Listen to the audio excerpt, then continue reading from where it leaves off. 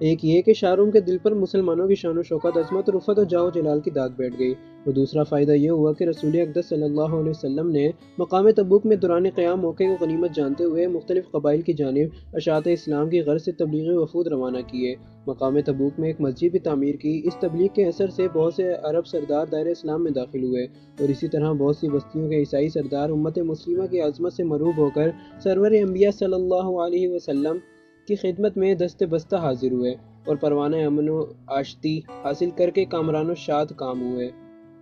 تبوک میں قیام کے دوران شاہ عرب و عجم صلی اللہ علیہ وسلم نے حضرت خالد بن ولید رضی اللہ عنہ کو تقریباً 500 مجاہدین کا کمانڈر بنا کر دومتہ جندل کی سرنگوں کرنے کے لیے روانہ کیا، اور فرمایا کہ تجھے دومتہ جندل کا سردار عقیدر بن عبد المالک شکار کھیلتے ہوئے ملے گا، اسے قتل نہ کرنا بلکہ زندہ پکڑ کر میرے پاس لانا۔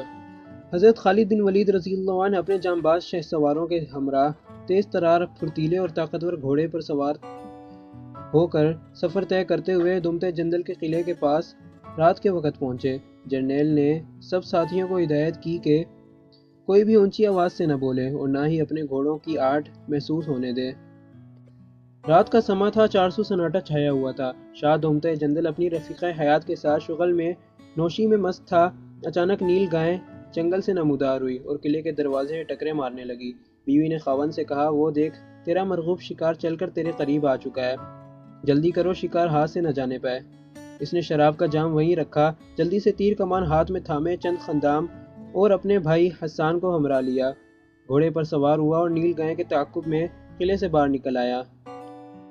جو ہی چند قدم آگے بڑھا تو حضرت خالد بن ولید رضی اللہ عنہ کے جانباز سپاہیوں نے گھیرا ڈال لیا۔ شکار کرنے نکلا تھا، خود ہی شکار ہو گیا۔ عقیدر کے بھائی حسان نے مقابلہ کیا اور مارا گیا، لیکن سردار عقیدر نے گرفتاری پیش کر دی، جسے زندہ حالت میں شاہ محمد سلطان مدینہ صلی اللہ علیہ وسلم کی خدمت میں پیش کر دیا گیا۔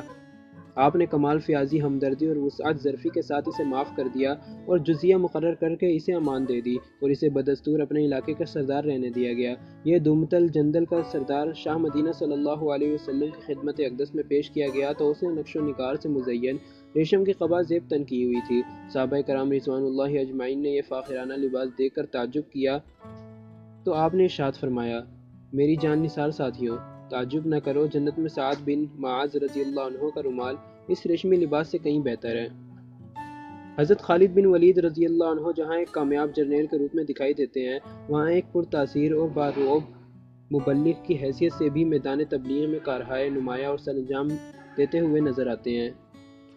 10 ہجری ماہ ربیع الاول میں سرور عالم صلی اللہ علیہ وسلم نے عظیم جرنیل حضرت خالد بن ولید رضی اللہ عنہ کو 400 صحابہ کرام رضوان اللہ اجمعین کا امیر بنا کر وادی نجران میں بھیجا تاکہ وہاں رہائش پذیر بنو حارث قبیلے کو اسلام کی دعوت دیں، اور ساتھ ہی یہ ہدایت فرمائی کہ اگر وہ اسلام قبول کر لیں تو وہاں اقامت پذیر ہو کر انہیں کتاب و سنت کی تعلیم دیں، اگر وہ اسلام قبول کرنے سے انکاری ہوں تو ان کے خلاف جنگ کریں۔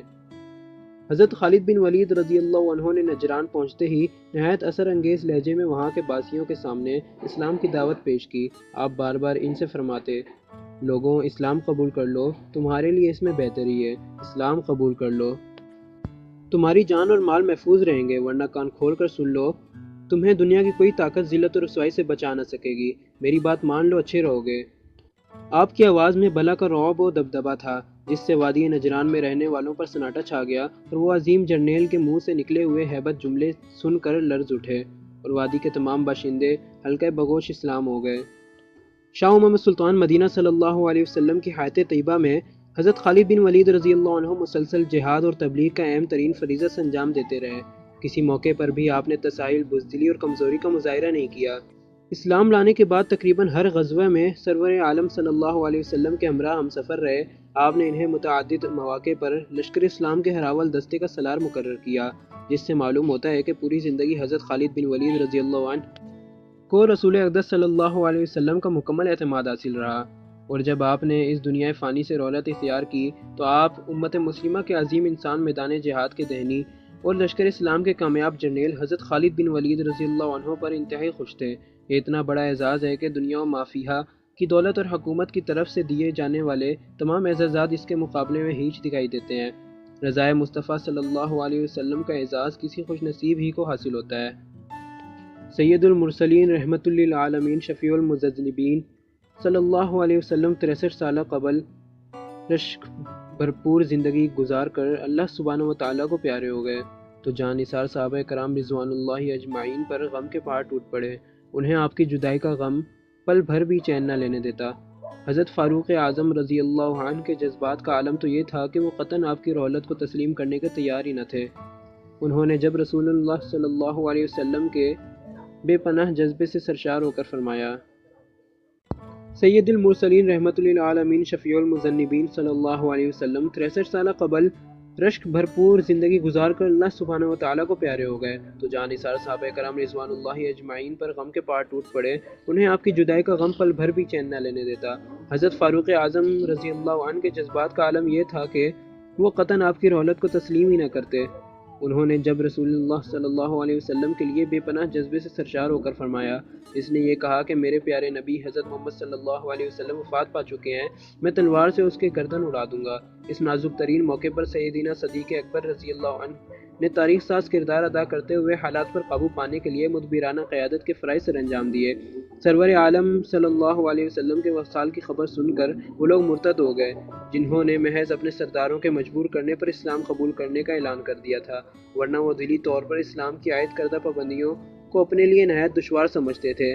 ان کے دل اسلام کی محبت سے یکسر خالی تھے۔ ان کی طبیعت میں کدورت بدستور موجود تھی۔ اسلامی تعلیمات سے بالکل ناآشنا ہونے کی وجہ سے مشرکانہ عقائد سے انہیں نجات حاصل نہ ہو سکی۔ انہی وجوہ کی بنا پر انہوں نے وصال کی خبر سنتے ہی ارتداد کی راہ اختیار کر لی۔ بعض نے زکوٰۃ کی ادائیگی سے ہی صاف انکار کر دیا۔ طلیحہ، اسود عنسی، مسلمہ کذاب اور سجاح جیسے شاطر اور شرپسند عناصر نے جھوٹی نبوت کا دعویٰ کر دیا۔